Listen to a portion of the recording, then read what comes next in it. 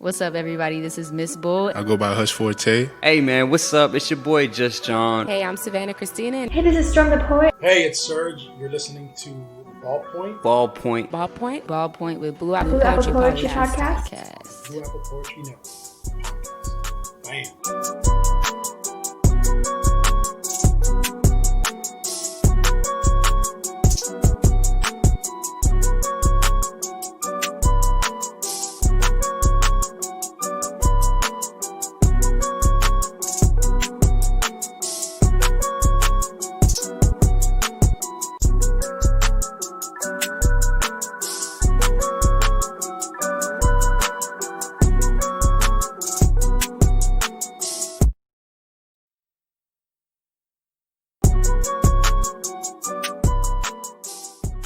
This is Anna Bayuk, and you're listening to Ballpoint with Blue Apple Poetry Podcast. Woo, it's lit. Awesome. And I'm Just John. I will be your host for today. We have Anna Bayuk. She is an amazing artist, a great, phenomenal friend of mine, and she is on the verge of doing some great things, and that's what we're going to talk about today. Cool? Cool. Awesome. So, Anna, what was it that got you to start writing poetry in the first place? So when I was a freshman, I took a creative writing class at my school, and going in there, I had basically never written poetry. I'd written like songs. That was what I thought my like path in life was going to be. But then as we got into the class, even on like the first day, there were some kids that went up and shared poetry, and I was like, whoa. And then as the year went on, my teacher, Miss Lapel, she's also my coach for the poetry club, she taught us all of these different methods, and she introduced me to spoken word, and she managed to coerce me to join the team at our school. And so that really set me on that path, and I haven't really stopped since. That's awesome. So as you said, you went to Marjory Douglas. Awesome. In the right? house, yeah. For sure. And you guys actually, participated in Louder Than a Bomb. I think you participated all 4 years of Louder Than a Bomb, Florida, right? Yes, I did. Awesome. And so what was your experience like being a part of Louder Than a Bomb with Blue Apple Poetry and Jason Taylor Foundation? Being a part of Blue Apple and specifically LTAB, Louder Than a Bomb, was absolutely incredible. Like, I can divide up my school years just by like, oh yeah, well, this is when this LTAB happened, and this is when this would happen. And so like every year that experience was like my peak. That was like, people have like prom that they look forward to at the end of the year. I was always looking forward to LTAB. Awesome. And so we'd spend the year preparing, we'd spend the year getting our pieces ready and writing and rewriting and practicing. And then when it came, it was always such a rush. Like when you actually got on stage for the first time in the first bout, I always remember that feeling, because you just go up there and it's like everything else in the world goes dark, and it's just you and like the poetry, and it just, particularly when you practice so much, it just really just comes out naturally, and it's such a cool feeling. And then the community that's there is also so crazy, because it's like I have all these people now that I've met at LTABs and that I've met through like Blue Apple, specifically Louder Than a Bomb though, where I follow these people on Instagram and we talk sometimes, and that's like so cool that I have all these connections at other schools that I never would have made otherwise. Awesome. You're not just telling me that to make me feel good, are you? No, absolutely not. That's awesome. I'm glad you have that experience, and I'm glad you were able to share it with others and network with people essentially that you probably would never ever meet, had you precisely, yeah, this experience. So that's awesome. And not only being a part of the experience, but being the 2019 Louder Than a Bomb Florida champions. What was that journey like, and that experience like in 2019? That was crazy. So we had been preparing hard that year. Like, we had rehearsals at everybody's houses. Like, everybody on the team was hosting rehearsals. We were like meeting up just about every quiet spot in like the city of Coral Springs and Parkland. And so it was just, we were rehearsing. We had different people come in, we were editing the pieces. And then when it came to the first bout, we showed up and we were like, oh boy, we're actually doing this. And it was actually our first bout was like shockingly close. We won by like 0.2 or something, which was crazy. But we were like so relieved and so happy. And then we just kept winning votes, which was crazy. It was like very surreal because we just kept on going through, and every time we were up against these incredible poets, and we just like kept getting first place.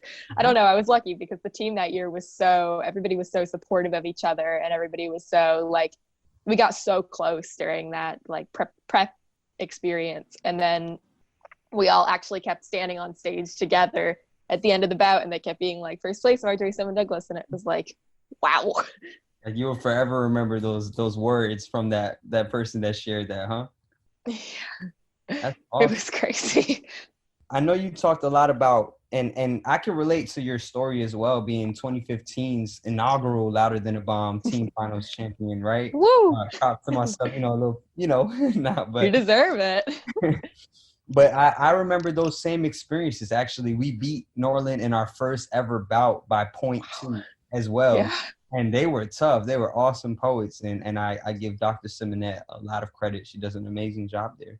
But but like, my team just became family. Like, it just became a place where like we shared each other, and we ate lunch together, and we had poems, and we had experiences that we connected. And it was just like a surreal experience. So do you have any stories that you can share with us, maybe with your team or yourself individually, through that process that helped you become who you are today? Oh man. Well, I think that there were a couple of rehearsals at Miss Lapel, our sponsor. She actually hosted one or two of them at her house. And it was just like all of us like sitting together in like her, spread out through her house. Like, some of us were in the living room and some of us were in the kitchen, and like we all just like rushed into the kitchen because somebody had like, it was my friend Ramis had like spilled water all over himself, and we all just like rushed to the kitchen, and we were like laughing, and that was just like, I think really the moment where it was like, oh, like these people, I'm like, in some way, even if I lose touch with some of them, even if, we don't stay in this same relationship forever, like I'm always going to have this connection with these people. And so that was, I don't know. And there were a lot of moments like that. Like, we were at another friend's house, and everybody was just talking to her cat because we had decided that was what was going to be our motivation for the night. And like that kind of stuff, where it was just all of these tiny little moments where I was like, these people really like are going to be there for me in some capacity in my heart kind of forever. Awesome. Wow. That's amazing. I'm glad that you were able to share that. And like you said, Louder Than a Bomb was an experience that you looked forward to. And I'm really glad that helped you guys come together. So, flash forward now, you're about to graduate. You have any plans after graduation, becoming a senior and going on into the real world now? Yeah, I am going to be going to Emory University in Atlanta, and I'm going to be majoring in English and creative writing. That's awesome. That's awesome. Awesome. Awesome. I'm really proud of you for that. I'm proud of your work. So let's talk a little bit about what you're doing now. So you have this, first of all, I want you to give all the spiel about it, but being the South Florida Youth Poet Laureate winner, how does that feel? What does that feel like for you? That was just crazy. I tried out for Youth Poet Laureate last year, and like I've been at this for a while now, and it was just finding out that like I actually had really like gotten it, and like when I got like Epiphany like texted me and I read it. I was in my personalization period at school, which is like our study hall, and I just kept like reading the text over and over again. And I leaned over to my friend Max, who was like sitting next to me, and I was like, look at this and tell me that I didn't just like hallucinate this, like that this is actually a real thing. And he was like, yo, what, you won? And I'm like, yeah.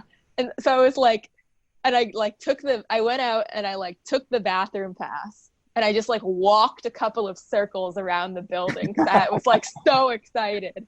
And I was like, I can't just sit in this silent study hall classroom right now. I need to like bounce up and down a little bit because it was just so crazy. Oh man, that's awesome. Yeah.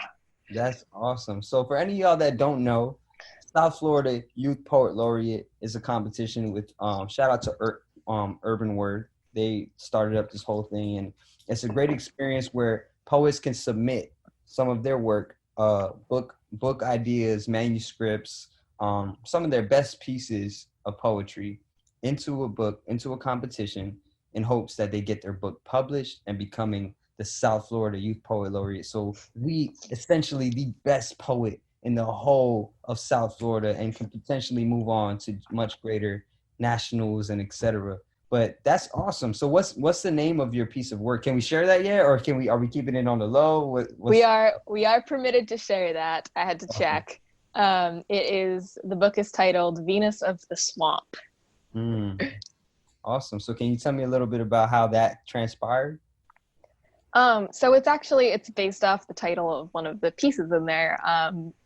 And it's that poem, and I think kind of the collection as a whole kind of explores this contrast between like beauty and ugliness, and specifically like the places that you find beauty, which are not maybe conventionally beautiful, but finding beauty in these unusual places, particularly growing up in a place like Florida where all of the native wildlife wants to kill you.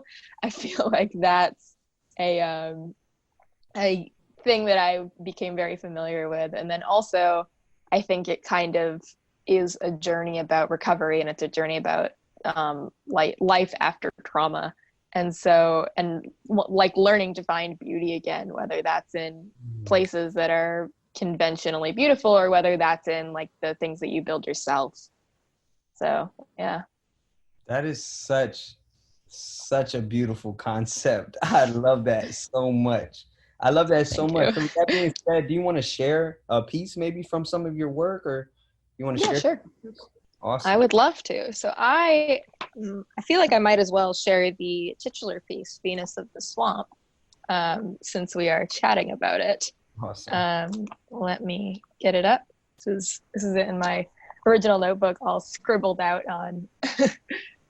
I wrote this piece when I was, pardon, when I was in Chicago, when I was sitting in a, when we went to Chicago after LTAB last year, and when I was sitting in a greenhouse mossy room, and it was just like, this had been like coagulating in my brain for a while. I remember that. I remember when we went to the little workshop. Shout out to Young Chicago Authors. That was awesome. That was an awesome experience. So let me introduce you real quick before, I got to do this open mic style.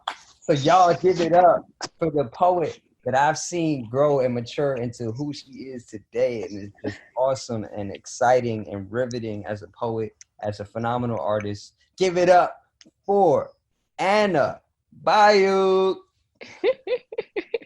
Thank you. Okay, let's go. Let me tell you the story of Venus of the Swamp, of how she emerged fully formed from the pond scum, her hair thick with algae, her teeth sharp with promise. Let me tell you of where she learned, of alligator nests and possum dens, of undertow and sinkholes, of the washed up, bloated bodies of milk carton girls caught in the rocks. Would you believe me if I told you of Venus of the Swamp, of a goddess brought up on cautionary tales and bred for vengeance, of a warrior tempered by controlled burns who strangled the melaleuca trees right back? I have to ask, would you believe me if I told you a love story? Me neither. So let me tell you the story of Venus of the Swamp, and let me tell you of what she loved, of cypress knees and missing posters, of Taurus trees and women with keys for claws, of last resorts and lost causes, and let me tell you of what she did, of strangled pythons and the drowned bodies of hungry men, of when the hurricane spared even the littlest fern, of yearning for a fair world and building it yourself, of passion and compassion, of protection and revenge, and always, in the end, love. Awesome, awesome, awesome. I love it. I love the descriptors. I love the fact that you painted a vivid picture. I always try to tell and get my students to realize like imagery is first, and you brought me to that world and that place. And that set the tone for the whole book, I feel like. So that's awesome. Thank Awesome. you. Venus of the Swamp. Is there like a release date? Are we expecting it? Are you not sure yet? Or We are not sure yet. We are keeping our eyes peeled to Blue Apple Poetry on social media, but we do not yet have an official release date. We are planning a soft release of it as an ebook, and then a hard release when we are actually allowed to go outside again. But we are keeping our eyes peeled and our ears tuned for specific dates. Awesome, awesome. So for those of you that are watching, those of you that are listening, you can follow Blue Apple at BLUAPPLEPOETRY.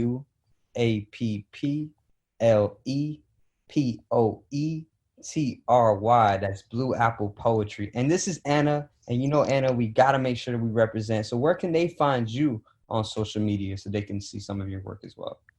They can find me on Instagram at anna.docx, like the file type. Like a Word document. And then they can find me on Twitter. I'm not super active there, but they can find me on Twitter at Anna R Bay. And Anna is with 2 N's, by the way. So ANNA.DOCX on Instagram and at ANNARBAY on Twitter. That's awesome. That actually tells the tale of Anna in itself. Anna.docx. That's awesome. Awesome. So is there any piece of advice you want to give to maybe the students that are listening, or maybe anybody that wants to be in your shoes in the future? What's some advice you can give them on how to move forward? Some of the best advice that I've ever gotten about poetry, I have like 3 main things. First of all, read and listen to a lot of poetry. Like I'm a big fan of like show up to poetry slams, show up to the Blue Apple events, watch the live streams when they happen, go to open mics, and then also like, you know, go on YouTube, watch Button Poetry, read poetry collections, just like keep consuming poetry, because I feel like to be good at writing anything, you also have to be good at reading that thing and consuming that thing.